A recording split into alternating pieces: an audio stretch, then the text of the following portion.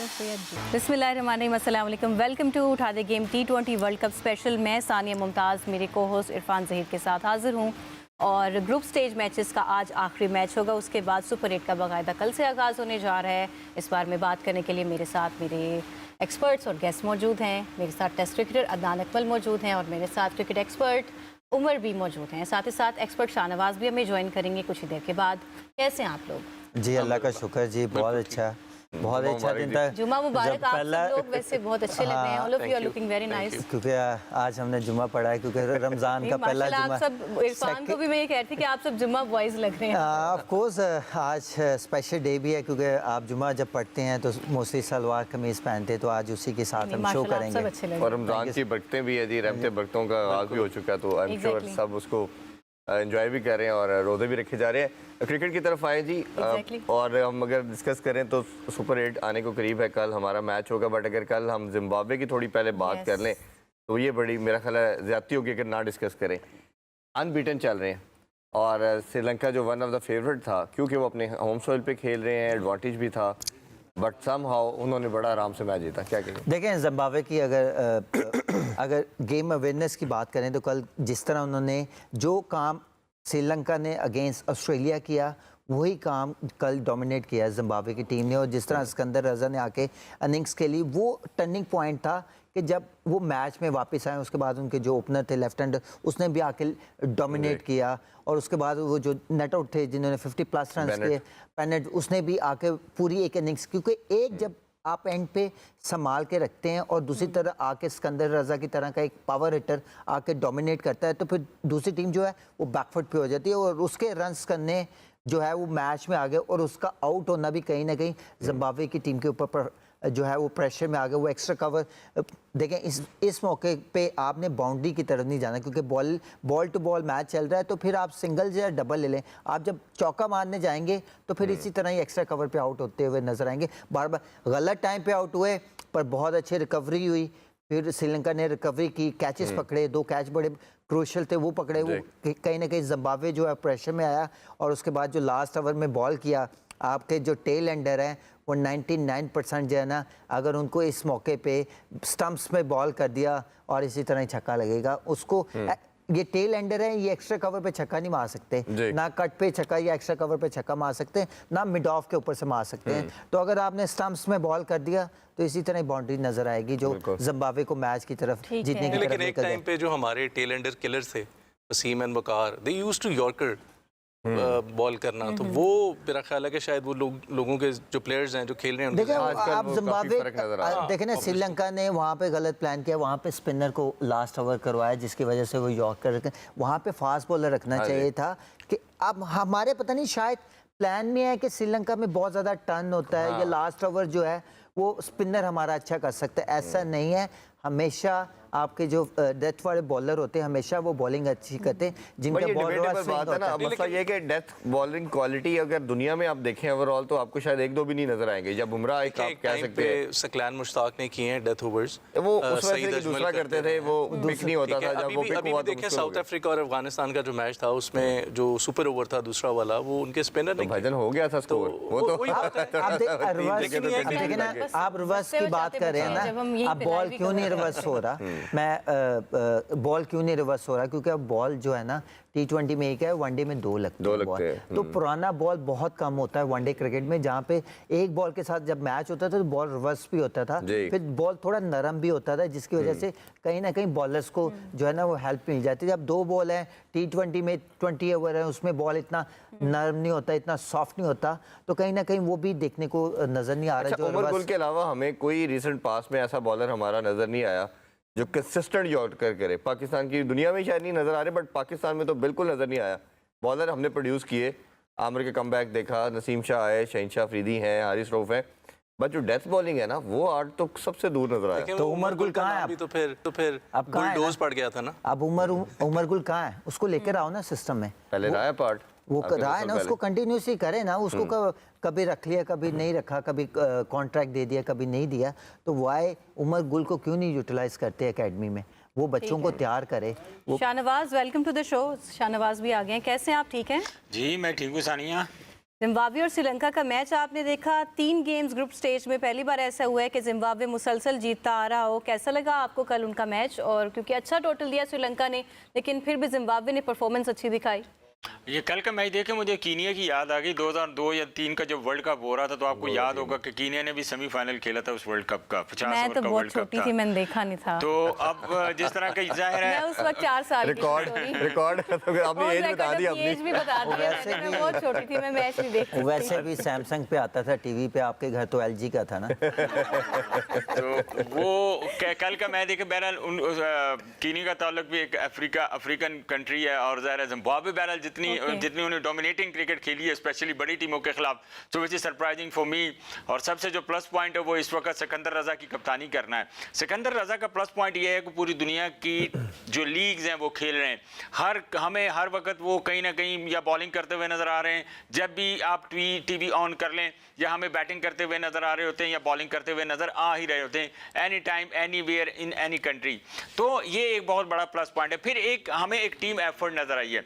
अब हमने देखा है कि जिस तरह ऑस्ट्रेलिया के खिलाफ वो एक होकर खेले थे, उन्होंने पूरी प्लानिंग के साथ आए थे। जब कोई भी टीम प्लानिंग के साथ आती है तो हमेशा बड़े नामों से टीमें कभी भी मैच नहीं जीतती। इरफान साहब, हमेशा एक टीम एफर्ट होती है, कंबाइन एफर्ट होती है, चाहे जिसमें सब ने अपना रोल प्ले करना होता है।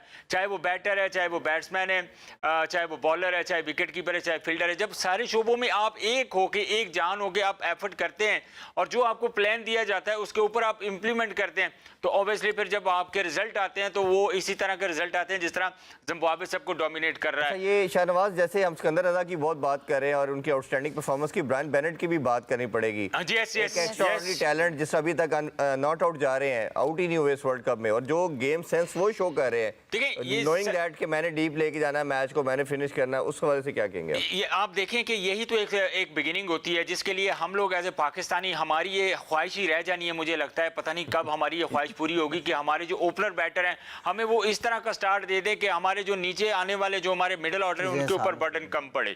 लेकिन आपने जिस तरह आपने देखा होगा पिछले मैच में भी बर्डन ने जिस अंदाज से बॉलिंग की, बैटिंग की, सॉरी, जितनी खूबसूरती से उन्होंने एक आपको पूरा, आप कह लें कि जो मैच का ना आपने एक लकीर उन्होंने खींच दी, भाई ये आपका जो स्टार्ट है वो बिगिनिंग आपको मिल चुकी है, let's do for your best. तो जब जाहिर है जब आपको एक स्टार्ट अच्छा मिलता है तो जो मिडिल ऑर्डर बैटर्स हैं या जो मिडिल ऑर्डर में खेलने वाले हैं वो हल्के प्लेयर भी होंगे तो वो सर्वाइव कर जाएंगे, क्योंकि उनके अंदर कॉन्फिडेंस ही इतना आ चुका होता है जब वो बैटिंग करने के लिए जाते हैं। तो मेरा ख्याल है ब्रेंट ने जिस तरह की बैटिंग की है पूरे टूर्नामेंट में, पाकिस्तान के लिए भी ये काफ़ी ख़तरा साबित हो सकते हैं। मुझे तो ये समझ नहीं आ रहा है कि खैर पाकिस्तान ने तो मैच नहीं खेलना, पाकिस्तान का तो वैसे कल न्यूजीलैंड के खिलाफ मैच है, फिर पाकिस्तान ने इंग्लैंड के खिलाफ खेलना है, श्रीलंका के खिलाफ खेलना है। लेकिन श्रीलंका को जिस तरीके से डोमिनेट किया है जिम्बाब्वे ने, आई थिंक मुझे लग रहा है कि मुझे टॉप 4 में मुझे लग रहा है कि अगर इसी तरह ये खेलते हो तो सेमीफाइनल में मुझे खेलता हुआ नजर आ रहा है जिम्बाब्वे। आपको लगता है सुपर 8 में इंडिया को टफ टाइम देगा और बाकी टीम्स को भी? देखिए क्यों नहीं देख सके आप। 20 ओवर की क्रिकेट में मैं आपको एक बात बताऊं सनी, कि 20 ओवर की क्रिकेट में जो वो 3.5 घंटे की गेम है ना, जिसने ज्यादा मेहनत करनी है, जिसने एफर्ट करनी है, वो कुछ भी कर सकते हैं। और जाहिर है उनके ऊपर तो कोई प्रेशर नहीं है, जब अपनी नेचुरल गेम करेंगे। लेकिन प्रेशर जिम्बाब्वे के खिलाफ नहीं होगा, प्रेशर इंडिया के खिलाफ होगा कि उन्होंने एक जो मुसलसल जीती हुई टीम आ रही है, जो इतना अच्छा परफॉर्म कर रहे हैं, ब्रेंट परफॉर्म कर रहे हैं, सिकंदर रजा परफॉर्म कर रहे हैं, अगर बॉलिंग की बात करें तो बॉलर उनके बड़े अच्छा परफॉर्म कर रहे हैं। अगर खुदा ना खास्ता अगर इंडिया हारता है तो इंडिया के लिए बहुत जो है ना वो खुदा ना खास्ता क्यों कह रहे हैं? नहीं मेरा मतलब सॉरी मैं अपने अल्फाज वापस लेता हूँ। नहीं मैं अल्फाज अपने वापस लेता हूँ, अल्लाह करे इंडिया हारे।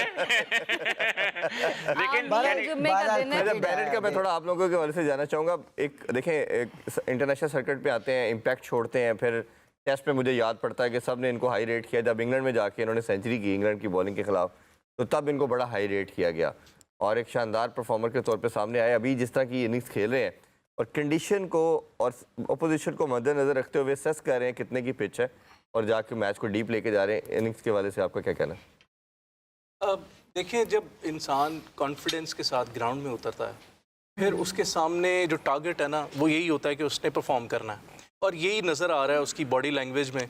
आप देखें कि उसने पूरी ग्राउंड में हर तरफ शॉट्स किए हैं, उसका जो इंग्लैंड का मैच आप बता रहे हैं, उसमें जिस तरह से उसने डोमिनेट किया इंग्लैंड के बॉलर्स को, वो वाकई उसकी जो है कॉन्फिडेंस को और उसकी जो टैलेंट है उसको एक्सप्लेन करता है बड़े अच्छे तरीके से। तो अभी भी आप देख लें, चारों मैचेस में 1 बीटन रहा, आउट नहीं हो सके, और कोई भी उनको इस तरह से किसी ने बॉल नहीं की कि उसको कोई टफ टाइम भी दिया हो।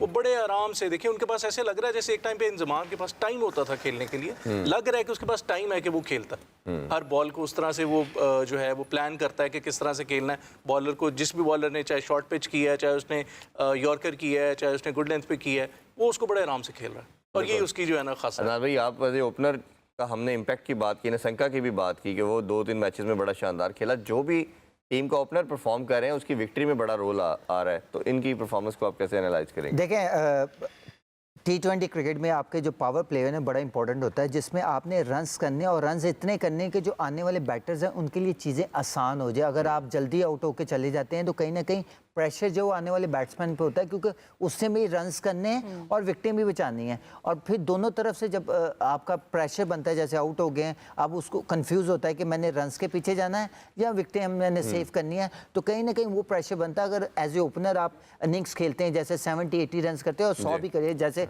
साहबजादा फरहान की बात करें तो उसने 100 किया, तो चीज़ें नीचे बैटर्स के लिए आसान होगी। तो ये देखना पड़ेगा T20 क्रिकेट में, अगर आपके 3 बैट्समैन 4 बैट्समैन अगर क्रीज पे रहेंगे तो आने वाले बैट्समैनों के लिए जो है ना वो चीज़ें आसान हो जाएंगी और एक बड़ा टोटल बोर्ड पे नज़र आएगा। तो T20 क्रिकेट में पावर प्ले में रन्स करना और पहले 2-3 बैट्समैनों में से एक बैट्समैन को अंदर रहना और फिर वो लंबी इनिंग्स बन जाती है ना, आपको एक ग्राउंड बना के Sri Lanka where there went wrong, मतलब उनकी अगर 2 साल की आप देखते हैं क्रिकेट, तो कंटिन्यूसली 2-3 साल से उनका भी डिक्लाइन है, और शायद एक दुनिया की one of the best side में से एक थी, वर्ल्ड चैंपियन है ओडीआई के अंदर भी, T20 में, बट अभी कोई प्रॉब्लम लग रहे हैं। और लड़कों की बात करते हैं, ये लड़के तो सारे 3-4 साल से खेल रहे हैं, परफॉर्मेंस में डिक्लाइन की आप बेसिक रीज़न क्या समझते हैं? कोई लीडरशिप का मसला है, कंसिस्टेंट ना होना, उसके को क्या फैक्टर्स? देखें, मैं बात करूं तो लीडर की बात करें तो सिकंदर रजा ने टीम ऐसी बनाई, उसका लीडर जो था वो ऐसा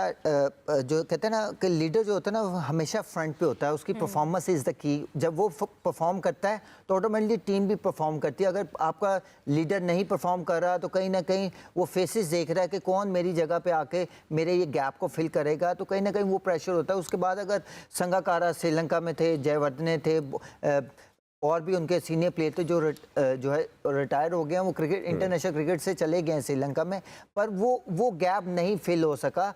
और अब लगता है कि जैसे श्रीलंका अब 3-4 साल से ये क्रिकेट खेल रहे हैं, तो मुझे लगता है कि वो गैप फिल होने शुरू हो जाएंगे, थोड़ा रिदम में आते हुए लग रहे हैं।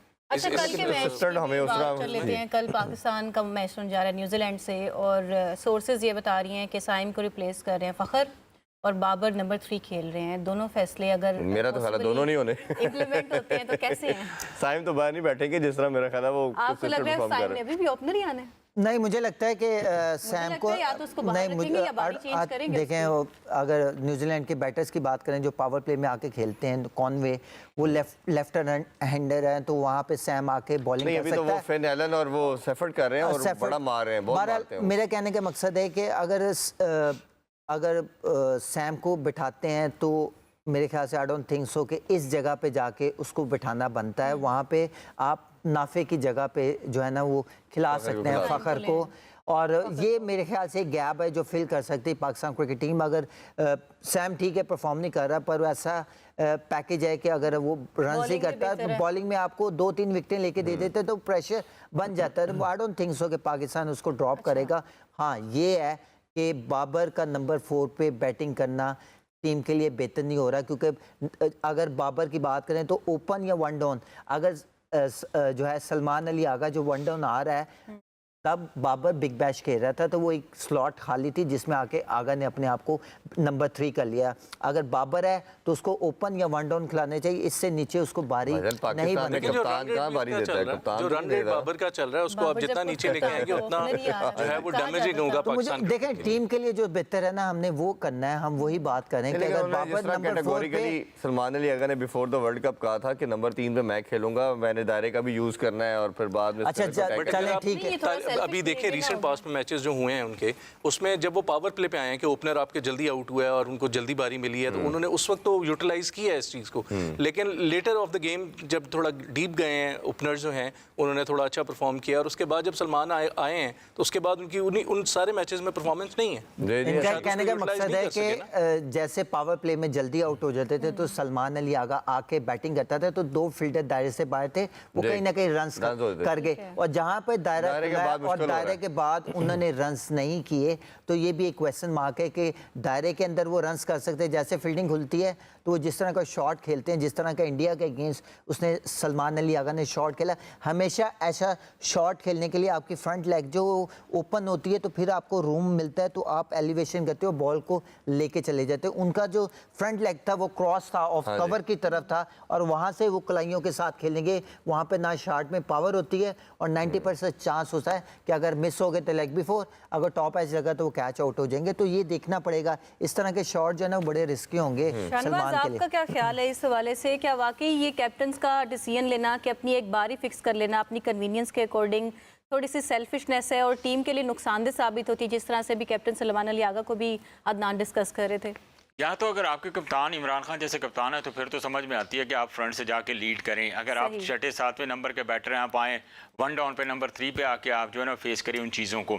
अगर उस स्ट्रेंथ के उस क्वालिटी के बैटर नहीं है तो जो जिस बैटर का राइट है उसको जिस नंबर पे खिलाने के लिए आपने उनको सेलेक्ट किया है तो उस नंबर पे उनको बारी दें ताकि वो पूरी टीम के काम आए ना। अब इस तरह तो नहीं हो सकता अगर आपने 1 या 2 मैचेस में परफॉर्म कर दिया है तो इसका मतलब है कि वो जो आपका नंबर है वो पक्का हो गया है और बाकी जो बैटर्स हैं आपकी बाबर आजम चौथे से आ ही नहीं सकता बारी लेने, तो सलमान का कैसे फिक्स नंबर है? कप्तान है ना यार, देखिए कप्तान का ये कतई नहीं होता, क्योंकि अगर इमरान खान कप्तान था तो उसको लगता था कि मैं इस टाइम टीम में प्रेशर में है तो मैं जाके बैटिंग कर दूं और मेरी टीम ज़्यादा परफॉर्म कर सकती। अगर आगा नहीं कर रहा रन्स तो वो भी तो स्विच कर सकता है ना अपना नंबर, बाबर को भी तो भेज सकते हैं या गेम अवेयरनेस। अच्छा, मैच ऑब्जर्वेशन के हिसाब से भी तो नंबर चेंज हो सकते हैं। बिल्कुल हो सकते हैं। तो लेकिन कल हम ये बात करते रहे मैच की सिचुएशन के मुताबिक, जाहिर है अगर जो बैटर जहाँ पे परफॉर्म कर रहा है, अब अगर आपको 10 या 12 रन की एवरेज चाहिए तो जाहिर है आपने उस हिसाब से बैटर को जो है ना इस्तेमाल करना है। अगर आपको एक 5, 6, 7 की एवरेज चाहिए तो जो आपके रेगुलर बैटर हैं 20 ओवर के क्रिकेट में आप उनको यूटिलाइज करें उनके नंबर्स पे ताकि टीम का फायदा हो। ऐसे नहीं होता कि जनाब आप मेरा फिक्स नंबर है। अच्छा, मेरा फिक्स नंबर है, इस तरह नहीं होता। डिबेटेबल ये क्वेश्चन है। शाहनवाज आप भी बताइएगा, फिर मैं अदनान भाई और उमर भाई से पूछता हूँ। क्वेश्चन ये है कि आप दुनिया की जितनी टॉप 8 की चले अभी बात कर लेते हैं, बाकी छोड़ देते हैं, तमाम के अगर बैटिंग ऑर्डर देखते हैं तो किसी टीम के बैटिंग ऑर्डर में चाहे T20 है शफलिंग नहीं हो रही। आप इंडिया का देख लें, ऑस्ट्रेलिया का देखें, न्यूजीलैंड देखें, साउथ अफ्रीका देखें, ये Pakistan is the only side.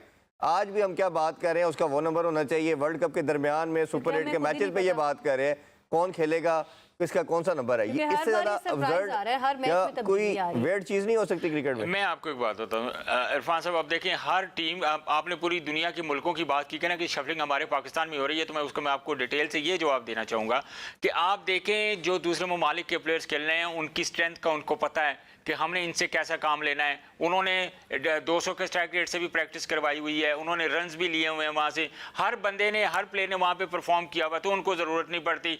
हम रिलायबल ही नहीं है किसी भी प्लेयर के ऊपर कि यार अगर हमारा ये प्लेयर वहाँ पे जाएगा तो पता नहीं कर भी पाएगा कि नहीं कर पाएगा। हमें एक्चुअली इन चीज़ों से पहले बाहर निकल के अपनी स्ट्रेंथ, अपनी स्किल के ऊपर काम करने की ज़रूरत है कि ऐसा मौका ही ना आए कि जो शफलिंग हो रही है हमारी टीम में वो ना करनी पड़े। अब एक मेरा क्वेश्चन शानवा भी डिफरेंट है। मैं ये कह रहा हूँ स्किल जो है पता है सबको, टीम का हिस्सा बन गए, अब हैं वर्ल्ड कप खेल रहे हैं। दुनिया का कोई टीम ऐसी नहीं है, मुझे अगर मैं गलत हो तो मुझे आप तीनों में से करेक्ट करें, कि उसके बैटिंग ऑर्डर का पता ना हो। T20 के अंदर भी हर टीम के हर प्लेयर को अपना रोल और बैटिंग ऑर्डर का पता है। देखिए ये प्रॉब्लम सिर्फ पाकिस्तान में क्यों है? पाकिस्तान में सिर्फ इसलिए है कि पाकिस्तान में जिसकी लाठी उसकी बैंस यार।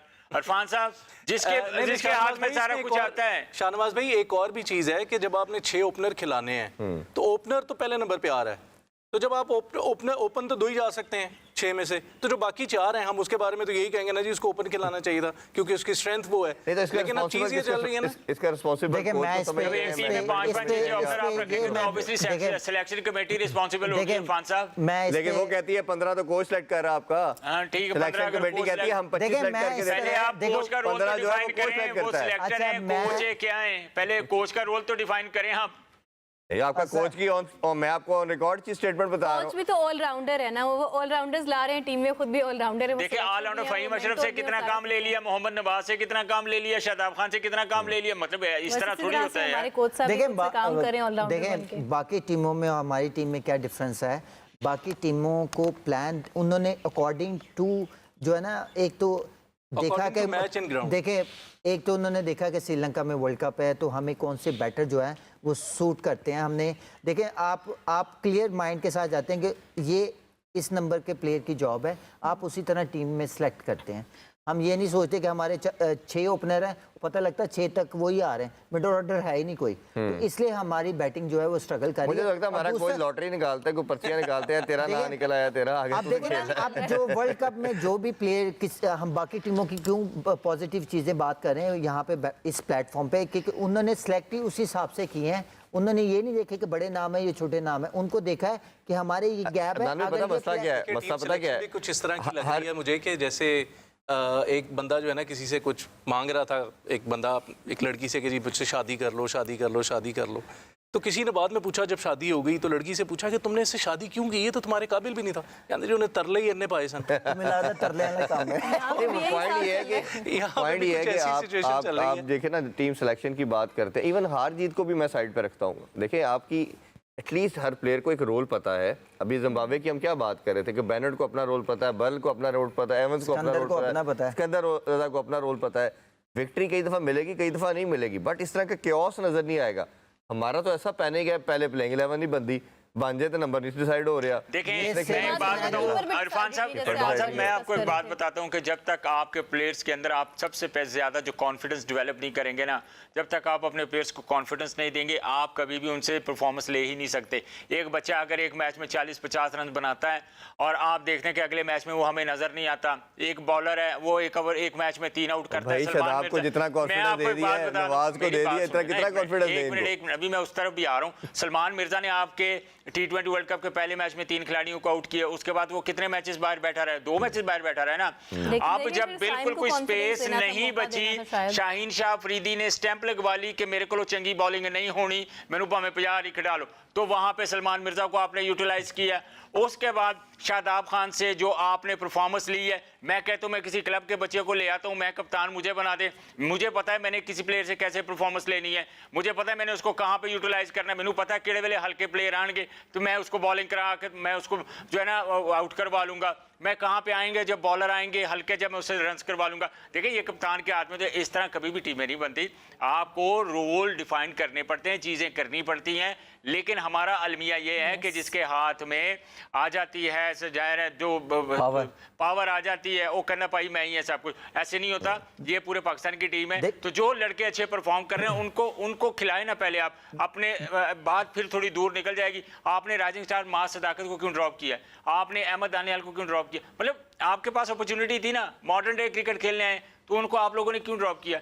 कुछ खुदा का खौफ करें, पाकिस्तान की टीम है, कोई क्लब की या कोई डिवीजन की टीम नहीं है। जैसे क्रिकेट की वैसे बात करें, थोड़ी हॉकी की भी बात कर लेते हैं। बड़ा हमने एक सैड अनफॉर्चुनेट इंसिडेंट देखा हॉकी प्लेयर्स का भी, कि उनकी प्रेस कॉन्फ्रेंस आई 2-3 दिन पहले, फिर मैनेजमेंट की तरफ से आता है कि जी ये कोड ऑफ कंडक्ट की बात करें, कप्तान पे पाबंदी भी लगती है।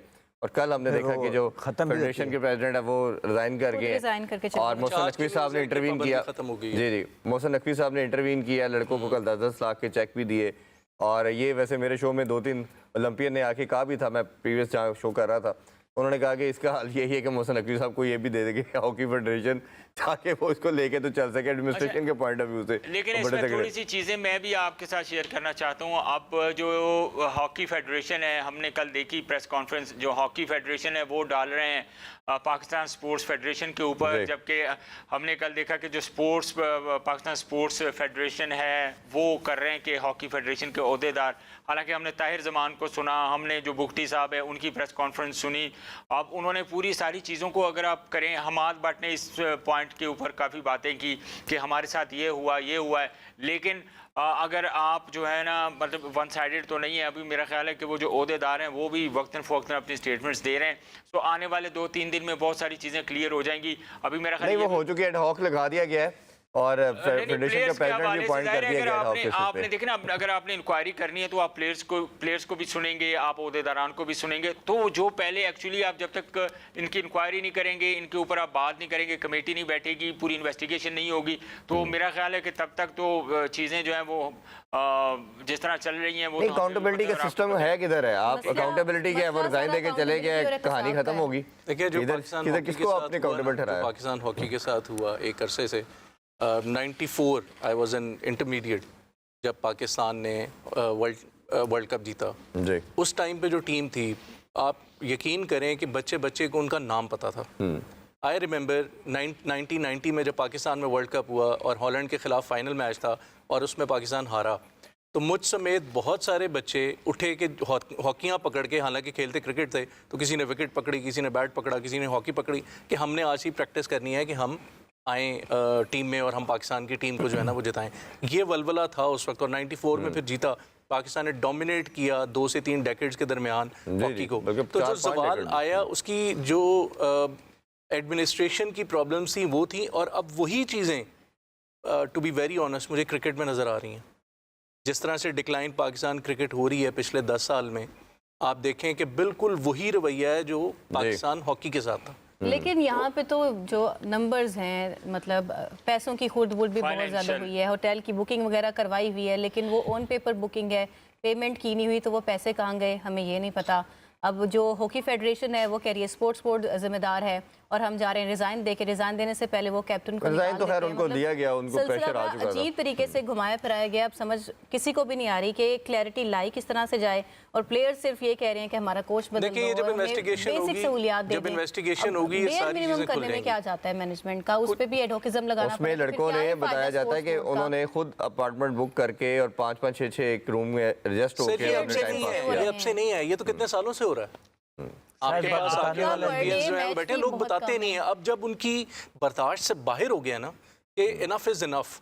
आप कभी हॉकी स्टेडियम गए हैं? कितना अरसा हो गया गए हैं हम लोगों को? नहीं जाते हम लोग, क्योंकि वो इंटरेस्ट नहीं रहा लोगों का कि लोग जाएं और मैच देखें। क्वेश्चन ये भी आता है ना कि जब आपके किसी स्पोर्ट में से विक्ट्रीज आउट होती है, माइनस होती है ना, फिर वो स्पोर्ट खत्म होती है। स्क्वाश पहले हुई, फिर हॉकी खत्म हुई।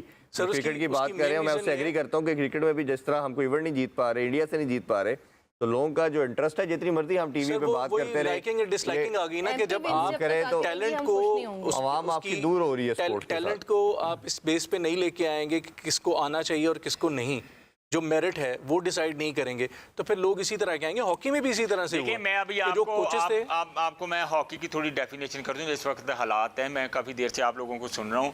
उसकी वजह यह है कि अगर हॉकी के अंदर एक दूसरा, जितने भी ओहदेदार बैठे हुए हैं, आप पहले तो आपस में एक दूसरे को बर्दाश्त नहीं कर सकते। हमने पिछले दिनों यहाँ पे हमारे पब्लिक न्यूज़ से एक कॉल जो थी वो इस तरह की हुई थी। हमने प्रोग्राम भी किया था, रेहान भट्ट भी आया हुआ था, ख्वाजा जुनैद भी आया हुआ था, तो वो भी इनका मसला हुआ था।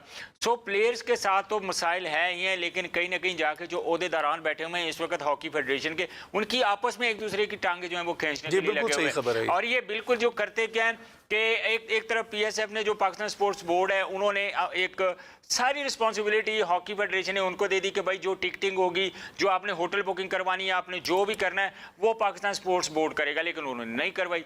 अब वो 70 जो टिकट्स वगैरह थी वो 50,000 की मेरा ख्याल $US मांग रहे थे, $70,000 मांग रहे थे, लेकिन उन्होंने कोई $50,000 US वगैरह जो है वो दिए। तो कहने का मतलब है कि इंटरनली बहुत सारे मामला हैं जिनको देखने की ज़रूरत है।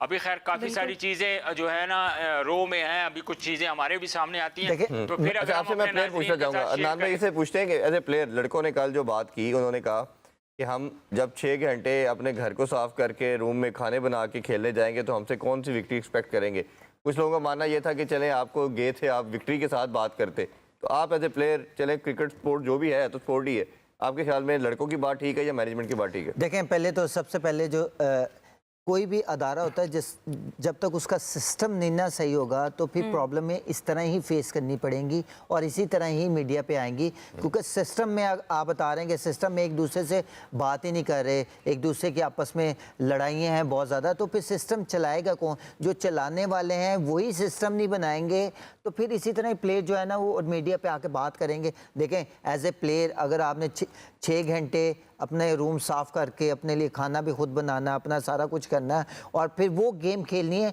जो सबसे टफ है, जिसमें 1 मिनट के लिए आप खड़े नहीं हो सकते या 1 सेकंड के लिए खड़े नहीं हो सकते, जब तक आपकी बॉडी को पूरा रेस्ट नहीं मिलेगा, आप उस तरह का फूड इनटेक नहीं करते, आप जिससे एनर्जी मिलती है वो फूड नहीं मिलेगा, आपको प्रॉपर रेस्ट नहीं मिलेगा। कहते हैं ना कि अगर सोने के लिए बेड भी सही नहीं है ना तो आपकी बैक स्लिप हो जाती है ग्राउंड में जाके, तो ये देखना पड़ेगा, तो क्वालिटी देखनी पड़ती है, हर चीज़ें देखनी पड़ती है। एज ए स्पोर्ट्समैन जब तक आप कंफर्टेबल नहीं होंगे, मेंटली रिलैक्स नहीं होंगे, तो फिर आपको इसी चीज़ें फेस करनी पड़ेंगी। और अगर बात करें कि प्लेयर आके मीडिया पे क्यों बोले हैं, देखें प्लेयर का भी एक जोन होता है, मैंने कल भी कहा था कि वो एक हद तक आके कह सकता है अपनी मैनेजमेंट से कि मुझे ये प्रॉब्लम फेस करनी पड़ी है, मेरी एज ए कैप्टन अगर वो सारी टीम की बात लाके आपके सामने रख रहा है तो कहीं ना कहीं वो भी प्रॉब्लम वो नहीं सुनी गई, तो बहुत सी चीज़ें जो है ना वो मैनेजमेंट की तरफ से पॉजिटिव वे के प्लेयर के साथ कोऑर्डिनेट नहीं हुई, जहाँ पे आके प्लेयर जो है वो आके इसी तरह। एज अ क्रिकेटर आपने कभी इस तरह के मसले मसाइल देखे हैं, मतलब क्रिकेट की फील्ड में भी इस तरह की प्रॉब्लम्स कभी आपने होती हुई मैंने देखी लास्ट 25 या सिर्फ पॉलिटिक्स से पाई जाती है कि फलाने को निकाल दो, फलाने को खिलाओ?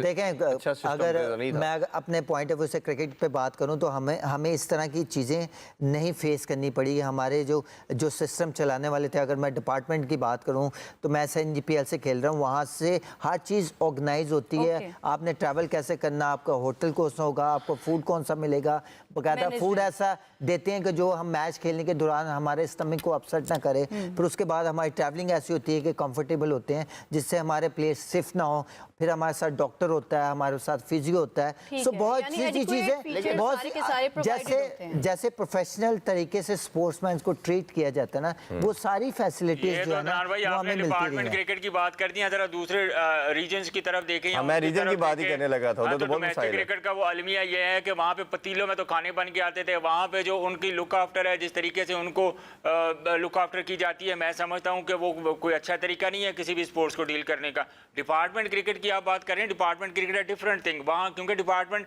का अपने सोर्सेज हैं, अपना उन्होंने पैसा देखो लगा है। उनका सवाल था कि आप रीजन के अंदर वॉशरूम की कंडीशन देखें, जो अगर आप इंटरनेशनल लेवल पे हो रही है ना, आप जो रीजनल पे अगर जाते हैं तो रीजन में तो बहुत से शाहनवाज अगर कह रहे हैं तो वो चीजें वाकई एग्जिस्ट नहीं, वो तो है, लेकिन जो बात हो रही है इंटरनेशनल लेवल पे, हॉकी के साथ आप बात कर रहे हैं ना, तो हॉकी का ये मामला हुआ इंटरनेशनल लेवल पे।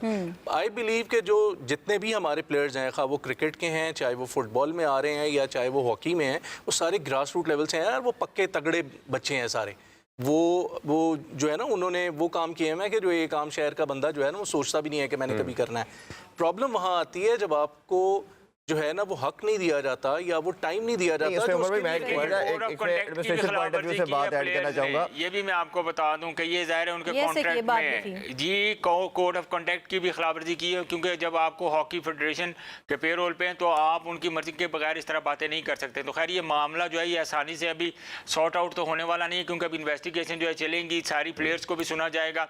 पैसे जब मिल गए हैं तो समझ लेंगे। मैं लास्टली लेकिन इसमें आप इमाद भट्ट का रोल क्यों बोल रहे हैं कि एक कप्तान है वो, एक सारी चीजें आप मतलब उनका रोल भी तो देखें ना, कि उनका जो रोल है उनको भी डिस्कस करने की जरूरत है। नहीं, इस पे हम बात करते रहेंगे, लेकिन मेरा मानना यह है कि आपके कोई भी इंडिपेंडेंट जब बॉडी बनाते हैं, जैसे हॉकी फेडरेशन है, इसमें मार्केटिंग डिपार्टमेंट होना चाहिए, आपका पूरा एक सिस्टम होना चाहिए, जैसे PCB का है, वो अपने प्लेयर को मार्केट करे, डोमेस्टिक अपनी PSL की तरह लीग करवाए।